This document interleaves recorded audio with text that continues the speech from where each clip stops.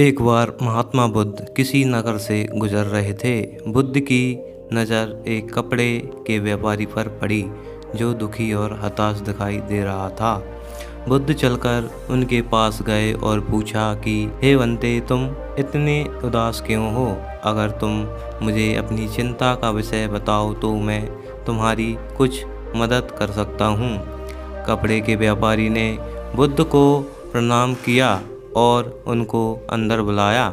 उस व्यापारी ने कहा कि जब से मेरी पत्नी की मृत्यु हुई है तब से मेरे घर पर मेरे छोटे बेटे की देखभाल करने वाला कोई नहीं है। हमेशा इसको अपनी दुकान पर लेकर आ जाता हूँ, लेकिन मेरी दुकान पर आने वाले ग्राहक की पगड़ी को उछालकर फेंक देता है, कभी उनका झोला उठाकर बाहर फेंक देता है। मैंने इसको बहुत समझाया, डांटा, लेकिन यह नहीं समझा। इसकी इन हरकतों की वजह से मेरे सारे ग्राहक खुद को अपमानित मानकर वापस चले जाते हैं। बुद्ध बोले, मैं तुम्हारी सहायता कर सकता हूँ। मैं जो भी करूँगा तुम उसमें दखलंदाजी नहीं करोगे, ना ही कोई प्रश्न करोगे। व्यापारी बुद्ध को वचन दे देता है। अगले दिन बुद्ध एक पगड़ी पहनकर आए और एक ग्राहक की भांति आकर बैठ गए। व्यापारी का बेटा आया और बुद्ध की पगड़ी को उछाल दिया। महात्मा बुद्ध मुस्कुराए और कहा, बहुत अच्छा, जाओ उस पगड़ी को वापस लेकर आओ।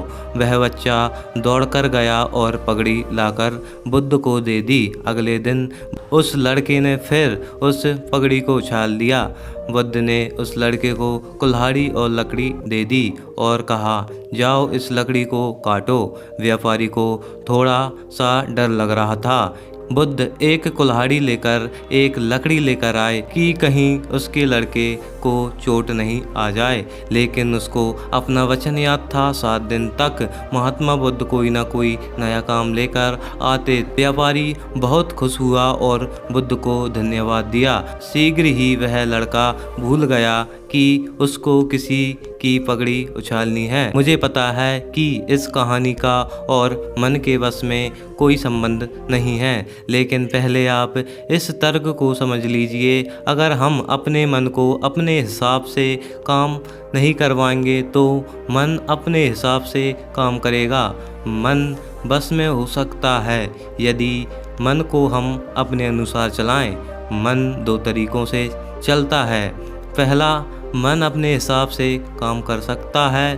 दूसरा, मन को हम अपने हिसाब से काम करवा सकते हैं। बुद्ध से मिलने से पहले उस लड़के का मन दिमाग अपने हिसाब से अनियंत्रित रूप से काम कर रहा था, लेकिन बुद्ध ने उस लड़के को अपने अनुसार काम करवाए।